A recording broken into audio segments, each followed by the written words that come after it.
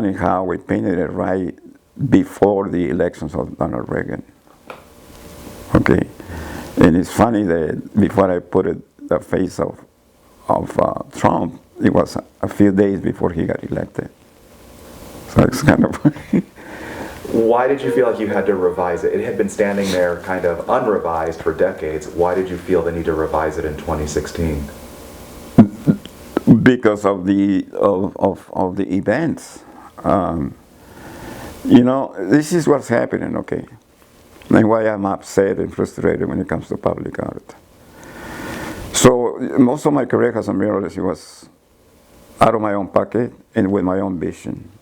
I never believed in inviting all kinds of people to have a big cultural fiesta and bring the mariachis and all that. I didn't believe in that. I always believed that, like Orozco, when somebody asked him, hey, Orozco, and he only had one arm.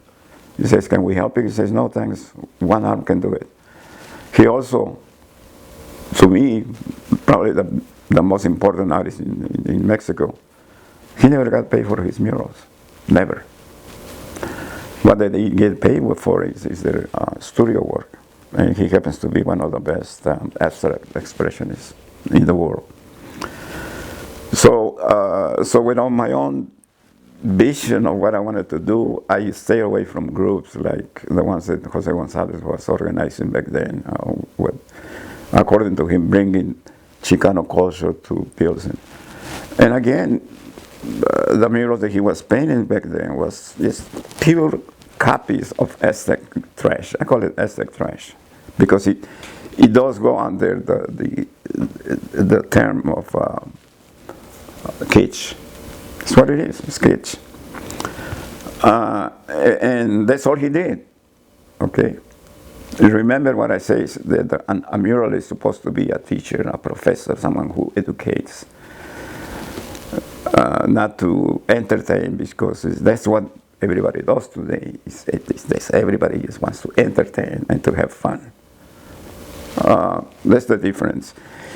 A mural has many ways of doing a mural. You can do an historical mural, you can do a political mural, you can do all kinds of murals. But they're murals, and they have a history. You go back to the Aztecs, you go back to the Renaissance, the Mexicans that modernized it, and we have what's happening today, which is it's decadent.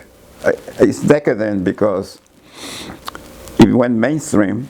Today, the last time I saw a muralist from Pilsen, the connection between the murals and the alderman is kind of funny because the alderman tells her, paint a mural for me and make me look good and I'll give you money. So she goes and paints this bullshit mural. She gets $20,000 or $25,000 and the alderman gets reelected.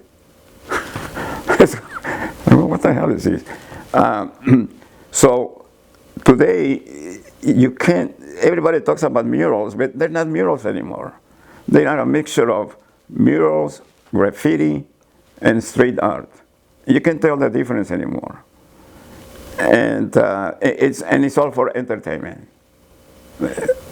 So you don't want murals for entertainment. You want murals that edify, that educate, to educate, exactly. I'll give you an example. A year ago, a couple of years ago, the owner, the guy that bought Casas Land, who was supposed to be like, the very image of Chicano resistance in Pilsen, that wall was mine, 100% mine. I painted it 3 times. There are 3 versions of the facade of Casas Land, and the 3 times I painted it. What happened? The owner, the new owner, some white developer, bought the building, and he just went and erased it without a warning. And this set up a protest that helped the new the new alderman become the alderman, because he was in the street demanding, affordable housing, blah, blah, blah, blah. But I wanted to stop it because they were going to bring Ray Patlan from San Francisco to do it. And I said, no, that guy was gone for 40 years. I never seen that guy. Him, any of the Brown Berets, they never came back. They left after 3 years.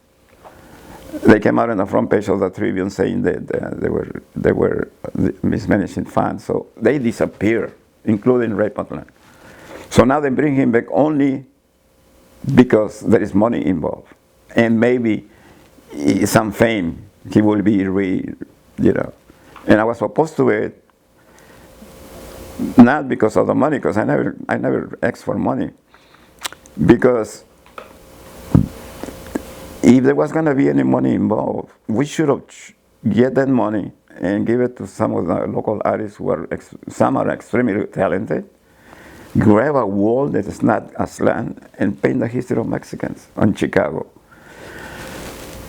That's what I wanted.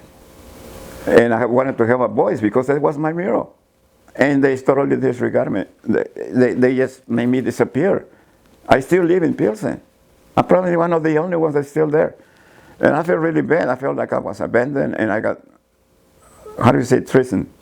I got betrayed by everybody, including the Mexican Museum.